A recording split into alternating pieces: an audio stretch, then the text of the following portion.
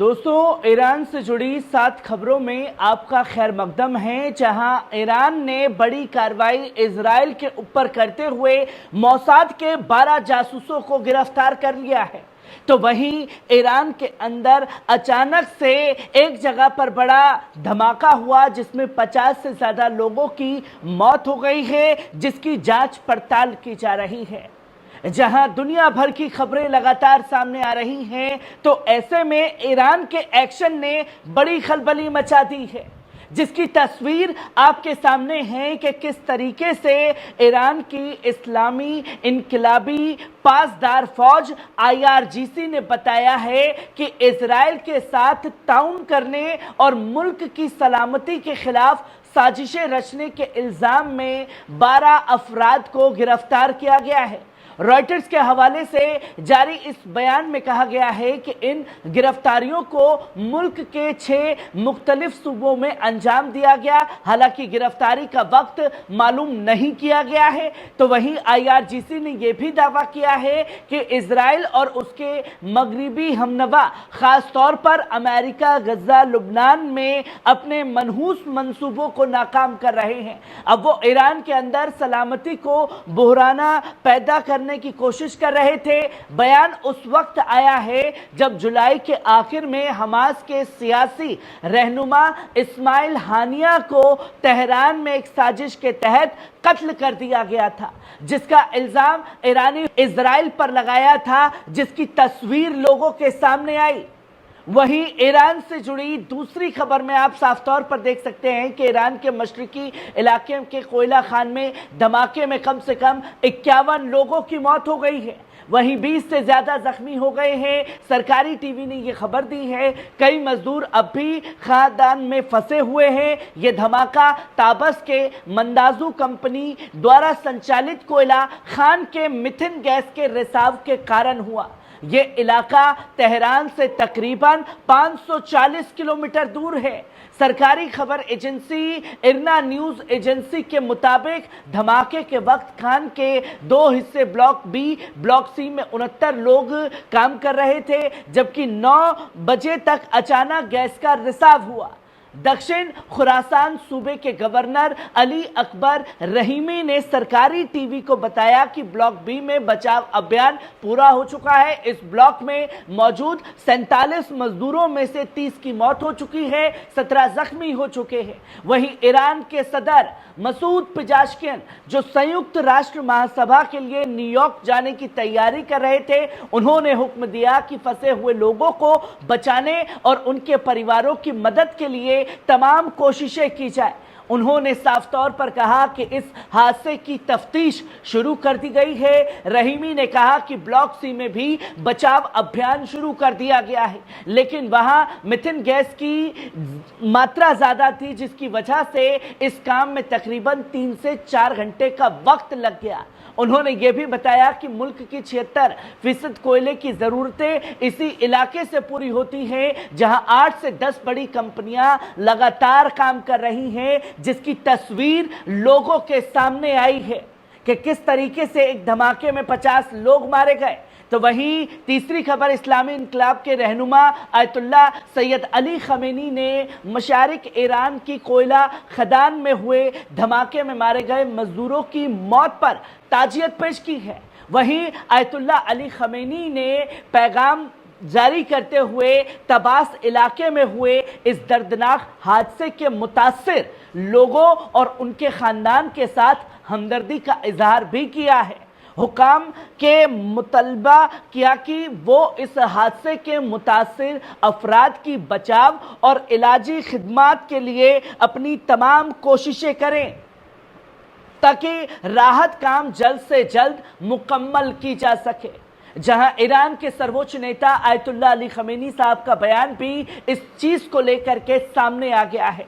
तो वहीं ईरान के सऊदी में सफीर अली रेजा इनायती ने सऊदी अरब के कौमी दिन के मौके पर मुबारकबाद पेश कर दी है।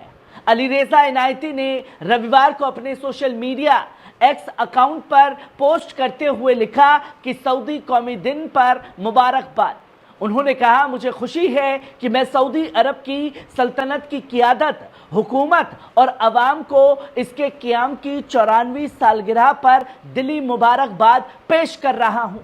عنایتی نے اس امید کا اظہار بھی کیا کہ ایران اور سعودی عرب کے درمیان تعلقات مستقبل اور مزید مضبوط ہوں گے، جس کی دعا کی گئی ہے۔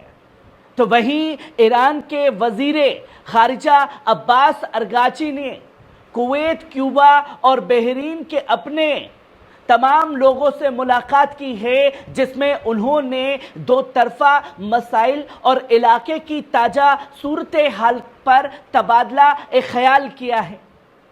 یہ ملاقاتیں نیو یارک میں سیوکت راشٹر مہاسبھا کے 79ویں اجلاس کے دوران کی گئی۔ ارغاچی نے رویوار کو سوشل میڈیا پر بتایا کہ نیو یارک میں انہوں نے سیریا کے لیے سیوکت راشٹر کے خصوصی LG خلیجی تعاون کونسل کے سیکرٹری جنرل، غزہ کے لیے سیوکت راشٹر کے سینئر انسانی اور تعمیر کوارڈینیٹر اور بین الاقوامی ریڈ کراس کے یعنی کہ ICRC کے ڈائریکٹر جنرل سے بھی ملاقات کی۔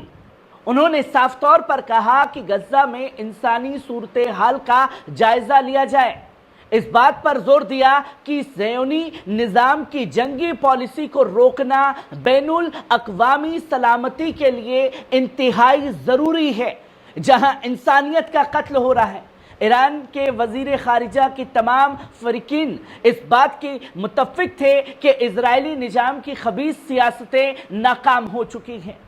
انہوں نے اس بات پر بھی زور دیا کہ صدر مسعود پزاشکیان نیو یارک میں ایران کی مکمل کورٹنیتی پر روشنی بھی ڈالیں گے، ملک کے قومی مفادات پر مذاکرات کریں گے۔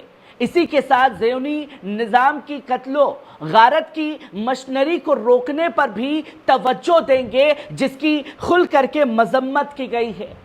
جہاں نیو یارک میں اس کے آواز کو بلند کیا گیا، وہیں لبنان میں ایران کے سفیر مصطفیٰ امانی نے بیروت میں ہوئے پیجر دھماکے میں زخمی ہونے والوں کے علاج میں مدد اور کوششوں کے لیے ایران اور لبنان کے سرکاری اہلکاروں کی طبی عملے کا شکریہ ادا کیا ہے۔ امانی جو لبنان میں ہوئے اس دہشت گردانہ حملے میں پیجر دھماکوں کے سبب زخمی ہو گئے تھے، علاج کے لیے ایران منتقل کر دیے گئے تھے، انہوں نے اپنی سوشل میڈیا پوسٹ میں فارسی زبان میں لبنان اور ایران کے ڈاکٹروں کی کوششوں کو شکریہ ادا کیا ہے۔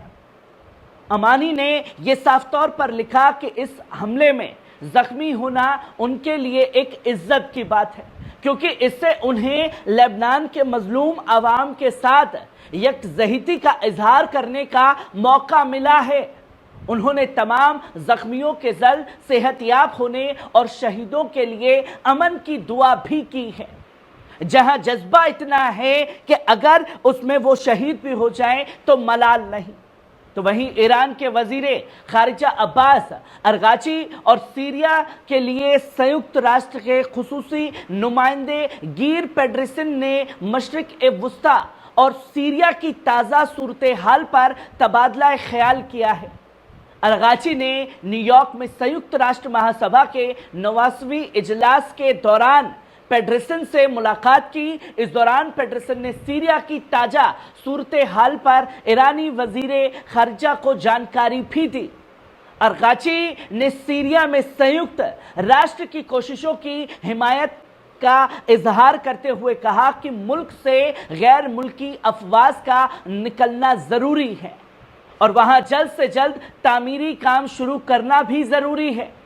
انہوں نے غزہ اور لبنان کے حالت پر بھی بات کی، زور دے کر کے کہا کہ صہیونی نظام لبنان میں کیے گئے ظلم اور انہوں نے مایوسی میں کیے ہیں بے جواب نہیں رہیں گے۔ ارغاچی نے شکروار کو تہران سے نیو یارک پہنچے تھے اور انہوں نے مہاسبھا کے 89ویں اجلاس میں شرکت کرنے کے علاوہ اپنے کئی ہم وطنوں سے ملاقات کرنے کا پروگرام بنایا، جس پر غزہ اور لبنان کی صورتحال پر فکر کی گئی اور یہ خاص طور پر کہا گیا کہ یہ جنگ کے دائروں کو، جنگ کے نیموں کو بدلنے کا کام کرے گا۔ पर ईरान के बड़े एक्शन ने खलबली यकीनन मचाई है, जहां ईरान के अंदर 12 से ज्यादा मोसाद से जुड़े एजेंडों को गिरफ्तार करने का भी काम किया गया है। जो लुबनान में जिस तरीके से हादसा किया गया, वही प्लानिंग ईरान के तेहरान में करने जा रहे थे।